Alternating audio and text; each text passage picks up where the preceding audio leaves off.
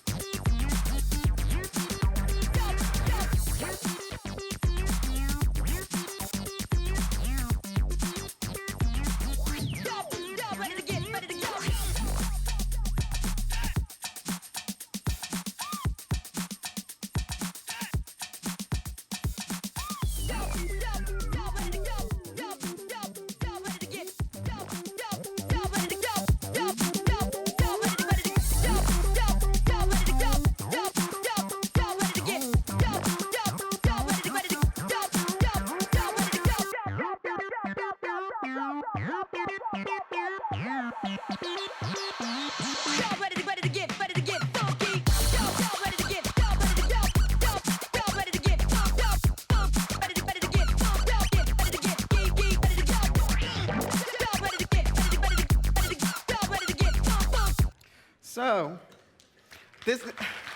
thank you. This wonderful team, yeah, there's 15. We still need to photograph one more person. And we're looking for one more person. So, creative director at Dumbar. I have a podcast station for the last 15 years. It sounds like a long time ago, but podcasting was invented about 15 years ago. It's called typeradio.org. It's about type and design. Listen to it. It's good for you if you don't eat vegetables, for example. And I'm a motion cheerleader. Motion makes me extremely happy. And I'm an obsessive book collector. To understand obsession, this is at home when I decide to organize things in alphabetical order. Do not organize things in alphabetical order when there are physical objects. So, let's get to the point. How do we interact with brands? And now I will tell you the truth. Actually, the truth. This is my life. This is me in the morning. Well, obviously in a female version. And I basically pick up the phone and I'm on either Instagram or the news. The first thing I do is pick up my phone. And actually, before I go to bed, I'm probably watching Netflix. Probably all of you are perfect and, you don't do this sort of thing. But where I want to go to is here with my life. I just need to convince my husband. I also need to be a little bit younger and taller and blonder. But for the rest, this is where I'd rather be. And what we do see is our digital lives and physical lives have merged. Brands are migrating to a purely digital realm. That means they move from one device to the other, from one platform to the other. Static is not an option. I mean, we're all working in digital, but when we are really, really looking now at the next phase of motion. And motion became a very, very important part of our studio. And just to illustrate that, and how motion became very important when we're designing brands. So for the first project, motion as language. For Amsterdam Sinfonietta. This is a string orchestra in Amsterdam, obviously. They're world-renowned, and we've been working with them for years, actually designing prints for the last 15 years, and just for you to get an overview, a different designer designs a new season. So here we can explore, we can experiment in different ways. And we came to the conclusion 2-3 years ago that their brand was not working on multi-platform. So this is something that we really, really needed to re-look and reinvent. And we looked at their essence, and we came to these 4 words. And the most important words here, I would say, is experiment and innovation. And because they're a very, very innovative string orchestra, we started with processing to create their communication language. And with this, we could feed in moving image and sound to create different patterns, which meant that we could design, we could have different scales, change the messages, change the color, and it could react to different types of music. So to see an example here.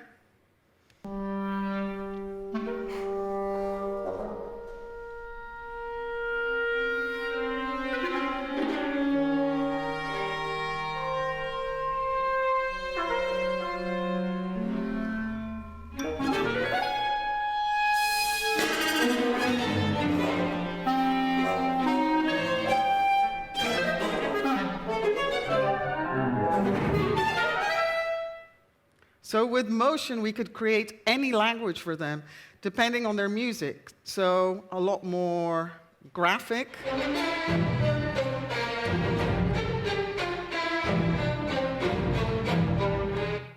Or with more humor.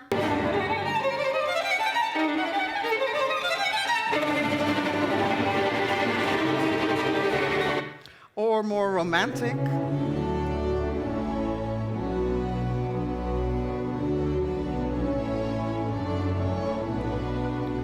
And we could even use these stills that came back into their more traditional media, for example, in program books during the concert. So here you see a few examples. And of course, along with motion, we still made their posters. And here you see the detail where we use the AS acronym, or for example, the titles or the names of the artists. And of course, what is great about this is you can hide all sorts of messages. The last time Stan, who designs this, asked his girlfriend to marry him, but she obviously couldn't see it because it was too small. Anyway, but you know, he tried. And then here, for example. So then we come to outdoors. What happens with motion outdoors? And we're all familiar with this area. I mean, it's Times Square, there's a lot of screens, but these screens don't only belong to Times Square. We see these coming up, they're popping up everywhere around us, and they show all sorts of advertising. But what we do see is that this advertising is basically what you see on your phone, on a YouTube ad, is then directly put onto this screen. There's really not a lot of thought in the space that it's being projected in, or the parameters of this screen. And we're lucky enough to go into collaboration with these penguins, with Exterior Media, who commissioned us to come up with an alternative idea for these screensavers that they had during the time when they were playing advertising. So every time they didn't have advertising, they would play these nice screensavers, and they said, okay, maybe you can challenge us of what you can do with this space. And so we started with the idea of actually a simple idea from taking the names of the stations. But of course, if you take the name and you just put it in there and you just write Rotterdam, yeah, it doesn't work. I mean, this does nothing. If you stretch it, yeah, it also doesn't really work. So we designed a typeface, which is variable. That means that it can be in the most condensed form and also the most extended. And when you design site-specific, and in this case with a variable typeface, it can really work in the parameters of that screen. So whatever you're designing, you cannot just transfer it from one thing to the other. It really needs to work within that space. And it was programmed so that we could change also the messages in real time, apart from city names. And here you see the typeface, the numbers and how they work, and eventually the city names that we designed. And here's one set. We designed a total of 14. And they were released last year in January. Of course, Rotterdam, because we're based in Rotterdam. We put in Amsterdam for the Amsterdam people. Sorry. You will, the people from Amsterdam understand. And when they went live, everybody got so excited. There were some people that decided to go to all these cities and just photograph them and send them back to us. I would not necessarily do that, but I mean, that was great that they did. And it got a lot of attention because it was just another way of appreciating or re-looking at the screens that are there outdoors. You can have a bigger effect than just putting an ad and trying to put all your information there.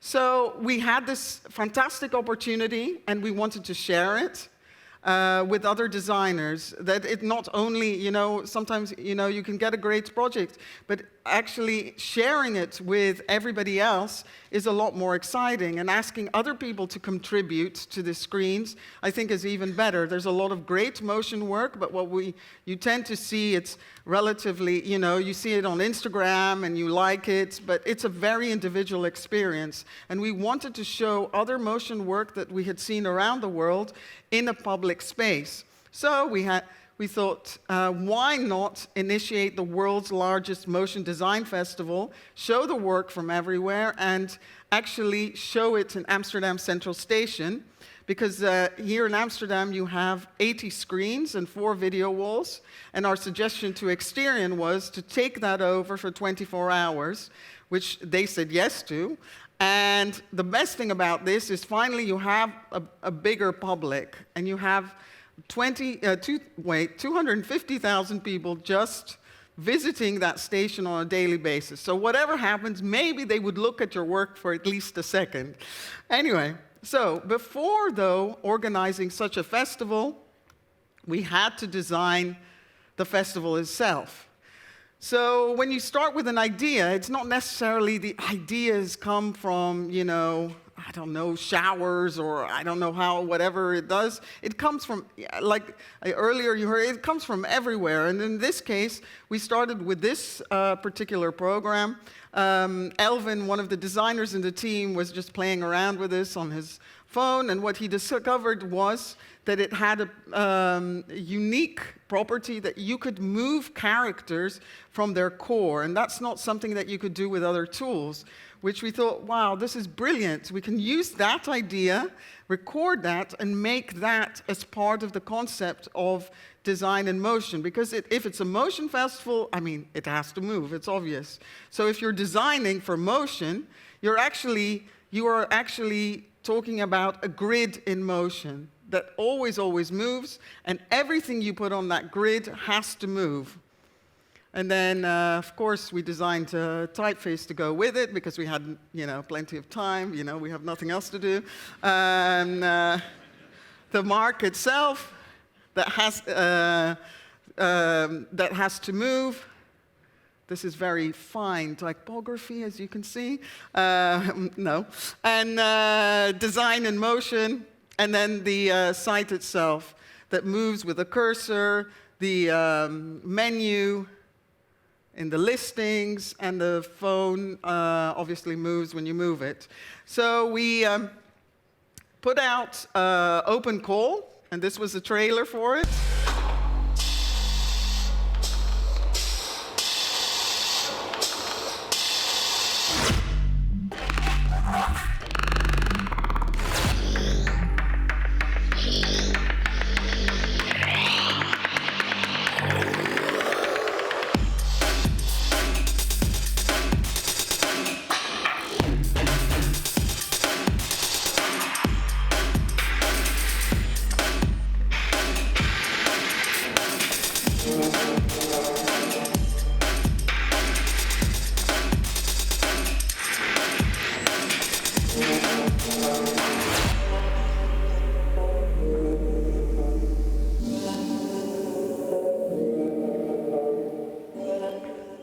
So we already had invited a few designers we knew because we thought, maybe nobody submits, so at least we'll have 50 people there.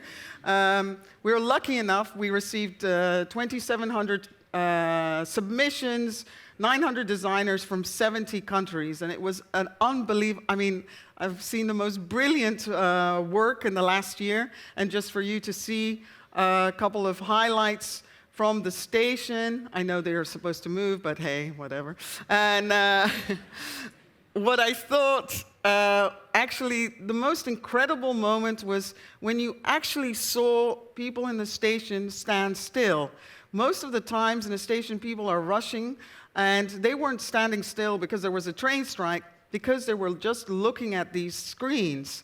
And they were all there to look at the great work from people from all around the world. And anyway, last but not least, I think motion plays such a big role. It really creates, can create a huge amount of emotion. And this, for example, for D&AD, Festival of Creativity. I don't know how many of you know D&AD. It's the Design and Art Direction organization in the UK. And every year they design a festival, and this year the festival is called Imagine Everything. So, I want to ask you, what is hell for a designer? Please, one person, tell me what is hell. Yes? Not having enough limitations. Exactly. You are my friend. You are, exactly. Having the perfect client. We have the perfect client. You could do everything, it's about creativity, everything is actually possible. And then we had the other help job, because the festival is called Imagine Everything, so we have to design that word imagine and design that word everything. You're really, sorry. Anyway. So, where do we start? This is like no limitations here.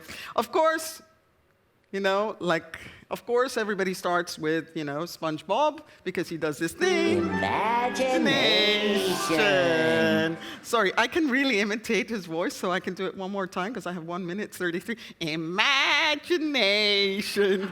Sorry. My colleague Sander is now hiding. Ha! Sander's the creative coder in the team, and he's really embarrassed, and he's hiding. Anyway. In fact, we did start with SpongeBob, but it didn't go very far.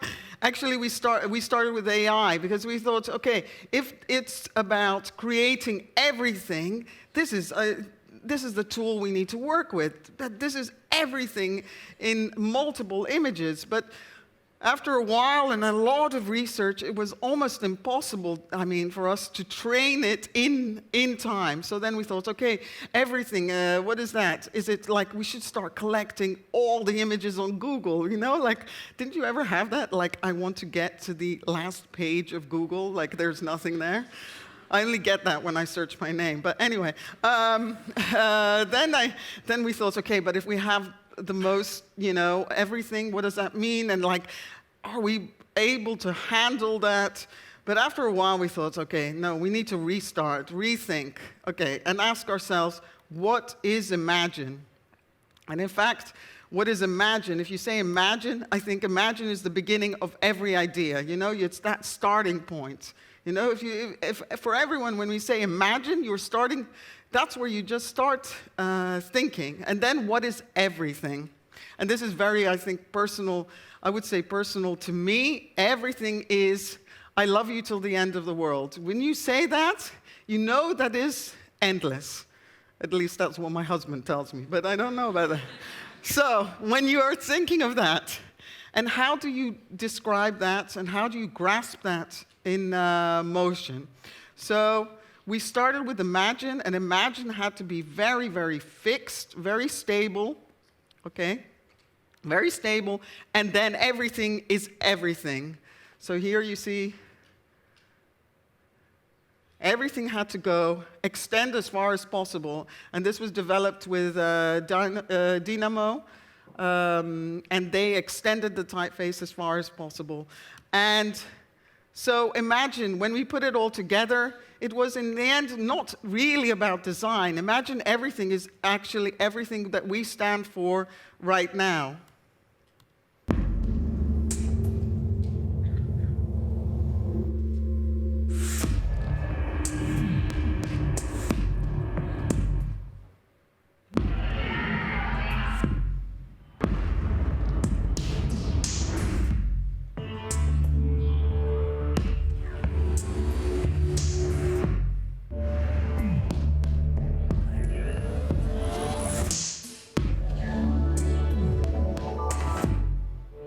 It's a strange feeling saying your first words a second time.